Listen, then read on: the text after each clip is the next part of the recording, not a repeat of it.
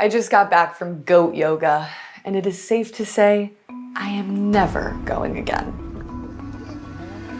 So it was my first time. I hung out with the goats, and I also interviewed the owner. What do you think is the best way to kill them? I'd be happy to discuss it with you off camera, and I'm not trying to be weird. It's just like, let me tell you what happened.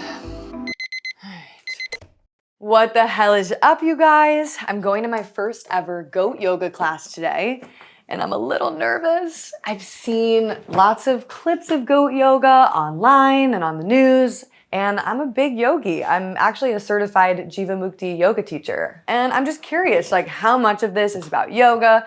How much of this is about goats? Let's go find out together. So I finally get there. It's in the middle of nowhere, and I go up to this pen, and there's all these cute little babies looking back at you. I mean, just like the sweetest little faces. It looks like they're naturally smiling. Hi, they're like little puppies. They are. And you wanna love them. You wanna pet them, you wanna play with them. And then I start thinking, where are these babies coming from? You know, where are their parents? Oh. There's all these yoga mats laid out, and everyone's got to find a spot. And they kind of give a little introduction before they let the goats out. a couple of things about the goats. So these are Nigerian dwarf goats. They're a smaller breed. The reason we chose this breed is because they have incredible milk, which means you get a really rich, creamy cheese. So the cheeses we make here are absolutely beautiful. And so I'm thinking, all right, they take the milk from the goats and maybe they turn it into cheese, and that could be how a farm like this makes money. But I can't help feel like she's just leaving out some of the details.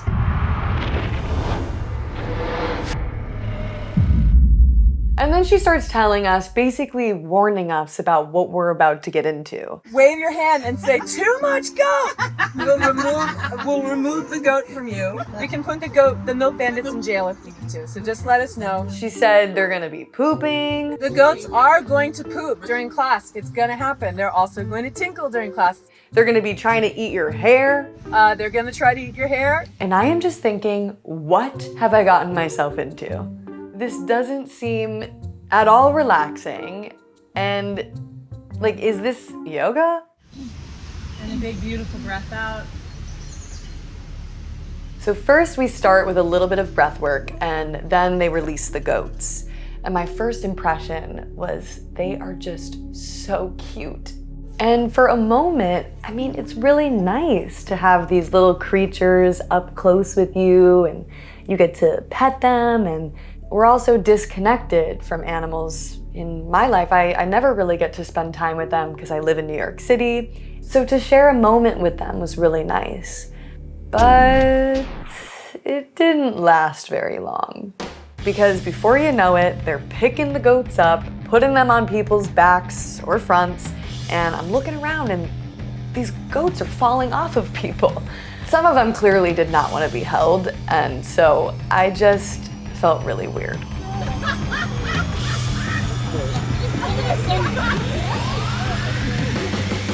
It was very much this experience of, we're gonna make the goats do what we want them to do. Like, the goats are not free, you know? We're gonna make sure that the goats climb on everyone so that everyone has the experience of having a baby goat on their back. And as we're wrapping up, I'm thinking to myself, I gotta get the bus home, gonna continue with my everyday life. And I think for a lot of people, this is just something fun to do on the weekend. But I couldn't help think, what happens to the baby goats, you know? What do they do? There's gonna be more classes, and they don't stay babies forever. So I couldn't just leave. Like, I had to do some investigating. Hell, I needed some answers. So the owner actually agreed to sit down and talk with me. I'm gonna stand here, actually. I don't know. And I'm keeping her identity a secret and respecting her privacy because at the end of the day, this video, it's not about her. I just wanted to do some investigating about goat yoga in general. We have Nigerian dwarf goats, and we make cheese. We try to grow all of our own food. We're trying to be regenerative, so carbon negative, not just sustainable. And we do goat yoga as a farm income, and we also do goat tours so people can see the farm and meet the creatures and all that stuff. And that's all what they call ag tourism. It's a really great income for the farm. So I get the impression that she really cares about the environment and she's trying to be sustainable, which is great. But first, I just wanted to try to understand, is this really yoga or is this just hanging out with goats?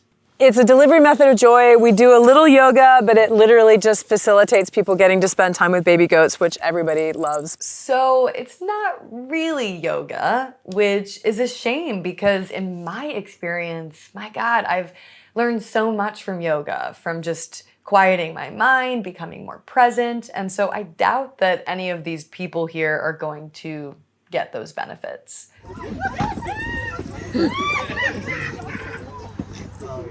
So tell me how the babies get here and how the milking process works. Well, the babies get here, we have a rent-a-boy in the fall. So this year we had Sir Galahad, and he came and stayed for about 6 weeks. And then we watch them to see when they get together, and then we write it all down. So 145 days later, we have the babies. And then the babies grow for 8 weeks, and then we start weaning them, and then we can start milking and making cheese. They have a rent-a-boy? It sounds like she's talking about renting a car. They start weaning them off at around 8 weeks old, and notice how she said we start weaning them. Like, why do you need to wean them off of their mother's milk? Surely that happens naturally? How long do the moms produce milk for? They produce milk as long as we want them to, kind of. All right, and there it is again. Did you guys catch that? She's like, as long as we want them to, because we want to make cheese. I then wanted to know more about what happens to them after the goat yoga season comes to an end. We keep some of the girls so that they can grow up to be dairy goats, and the boys we sell as pets. And they're highly desirable because, as you can see, they're very, very, very sweet. So we had 16 babies this year, and we'll probably keep 2 and find homes for the rest of them. But people really want them. These are really good quality dairy goats. So they make really, really excellent milk. So they have value and people really want them. She's talking about these baby goats, these sentient beings, like they're nothing more than a fashion item, like a bag or a watch, saying things like, they're really desirable. You might be thinking I'm reading too much into this, but remember, who are these mother goats producing the milk for? So what is a homestead? And for people that don't know what that is, what that means, can you explain that? You try to source as much of your own food as possible from your own site. We work with other farms to source our meat. So like I'll help in the fall other farms process their meat, which is a nice way of saying butcher. But then, I come home with chicken and turkey and all that kind of stuff. What about goat? No, we don't eat goat. So this is where I wanted to start asking her some more difficult questions. She's clearly not vegan or vegetarian, so why not eat goat? No, why not? I know, exactly. Keeping the boys and processing them in the fall would be very logical, but I get way too close to them. Like, I love these guys. I'm not, it's very different than a chicken that you don't know. And this is a very common way of thinking. Like, I've met a lot of people who say they eat animals that they don't know, but would never eat an animal that they do know. So what does that mean? Does the animal suddenly, magically have value the moment that you meet them and get to know them? Like a friend of mine who raised pigs, he said the mistake he made is he named them all one year. And so then to process Sweetie was really awful. So he knew just not to name them anymore. But we don't do any of that on this property. So nobody gets eaten on this property. And so you'll notice that she said that no one gets eaten on this property. So I can't help but wonder, do any of the goats that they sell get eaten somewhere else? Maybe not the ones from this farm, but people do eat goats. So that might be something that you're supporting unknowingly when you go to goat yoga. She seems to care a lot about these goats on her farm, so I remember thinking, why not turn it into a goat sanctuary? I've been to goat sanctuaries and it's amazing. The animals get to just live out their lives. They rescue goats that are in need of homes, and it's really nice just to be able to care for them, spend time with them. And ultimately, if you really wanted to practice yoga, you could do that. You just don't have to pick up the goats and like put them on people's backs. And so I asked her what she thought about that concept. This sounds great. Seems really lovely. I don't actually know of any, but I'm sure that's amazing. So why not do that? Well, she told me why. But you know, we are a dairy farm primarily. So I mean, that's what we're doing. So we're not raising these goats to exploit them and do yoga with them. I mean, we're raising goats because we're trying to source our own food. And some of that, if you eat dairy, is dairy. So the main driver is that they want cheese. And speaking of cheese, I thought this was crazy. They named the goats after cheeses. Here we go. Okay. They both have the little Colby, what's it called? mozzarella, halloumi, buffalo, cheddar, Munster, Humboldt, truffle, Jarlsberg, paneer, Stilton, Munster, Fontina. I love Fontina. Mozzarella again, I think. Chev and Sir Winsleydale. Imagine being named after a product that's made out of your mother's breast milk, which at some point humans say, you can't have any more of that because we're gonna take this milk and turn it into cheese, we're gonna eat it, we're gonna enjoy it, and then we're gonna name you after it and have a little giggle at your funny name. I mean, you know, processing in the fall, I'm not a vegan, I'm not a vegetarian, I used to be. It creates a very different relationship with meat, and I think it's really powerful to, if you're going to eat it, to be a part of the life cycle of that creature. Do you know what I mean? And so now we're getting into the really hard-hitting stuff. Do you notice how people like her like to say processing instead of slaughtering, killing, or murdering? Why is that? And she said she used to be vegan.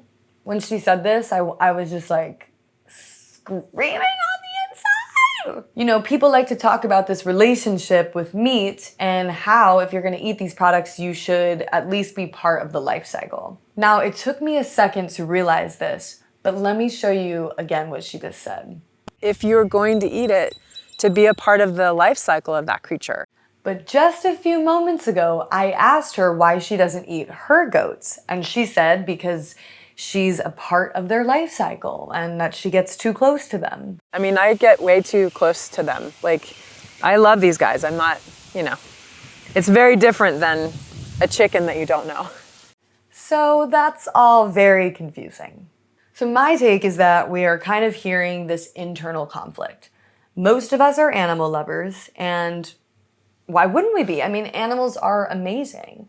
And that when we spend time with them, we become attached to them, we don't want to hurt them, and certainly not want to eat them. I truly believe that that's our hearts speaking to us. But at the same time, we eat other animals, which makes us uncomfortable, so we come up with all these stories to try and make ourselves feel better. I know that anything I consume, I know for a fact that it had a good life. I know the farmers, I know the farms, and I even know that it was processed humanely, like, because I'm there. So we got that code word processed again, but we know what that really means. And then we got a new buzzword, humane. So I asked her, how are these animals processed? And this is where it gets a little awkward. How is it processed? I want to be very careful because I really don't know. Each animal is very different, and I probably shouldn't get into that, but it's at least every farm that I know, they make sure that the animal is not suffering. That's the most important thing. So I'm just thinking to myself, why doesn't she want to tell me? Like, why is she suddenly getting all cautious and weird about what she's saying? I hear the term like humane, it's thrown around a lot. And I'm always curious, like, what do you think is the best way to kill them? Every creature is different, and I would not want to be recorded saying anything specific. I just want to be really, really careful because things can get very interesting for farmers if something's misconstrued and then suddenly goes out there and then like that kind of stuff. I'd be happy to discuss it with you off camera. And I'm not trying to be weird. It's just like, I was a vegan. I was a member of PETA forever. Like, I know, yeah. Well, yeah. Well, thank you for doing this interview. You're welcome. I'll unmic you. Sure. So, as I was saying goodbye to her and reflecting on the whole experience, I was trying to answer this core question: is goat yoga animal exploitation? Some of the takeaways from this experience were that they encourage the goats to breed, they wean the babies off their mother's milk so that they can use the milk for themselves, they make them do what they want them to do during these classes, and when they're no longer small and cute, they sell them like a commodity. And people might be thinking, well, they seem quite happy. And that's exactly what she said. They're so happy. I don't see them as being exploited at all. I see them as having a really, really joyful home where they are beloved, where they're cared for, where they're cuddled. We're all quite happy here. So I just don't see it that way. So they're just, I mean, you know, this is a happy little creature. But we've got to look deeper than that. Yeah, being there on the surface level, the goats look happy, but there's a lot more going on, and it's actually pretty representative of how we exploit animals in society all of the time. In the dairy industry, we decide when the cows and the goats get pregnant, and so we forcefully impregnate them. And that happens on most farms. Why do we do that? Because we want their milk. And in order for them to produce milk, they have to have had a baby. So because the baby will drink that milk, we have to separate them. And we want that milk to sell and make it into cheese and ice cream and yogurt. There's probably a few days in that animal's life where they aren't completely miserable. And maybe they're even happy, but we've got to look deeper than that. Because what happens when their milk production slows down? Well, first we impregnate them again and again. Why? Because we want more milk. And what happens when they're not producing enough milk for us? They end up at the slaughterhouse. And how does this kind of thing even happen? Like, how does it all start? Well, the first animal that we actually farmed and exploited was the goat. And it was probably a small, local family farm where someone thought, how can we use this animal? What can we take from them? And what can we make them do? I love yoga. And you know what I realized when I was lying in bed after this whole experience? It's also an exploitation of yoga. I mean, yoga is about being present, living in the moment, and goat yoga exploits that idea because you have to be present in the moment so you don't think about the bigger picture.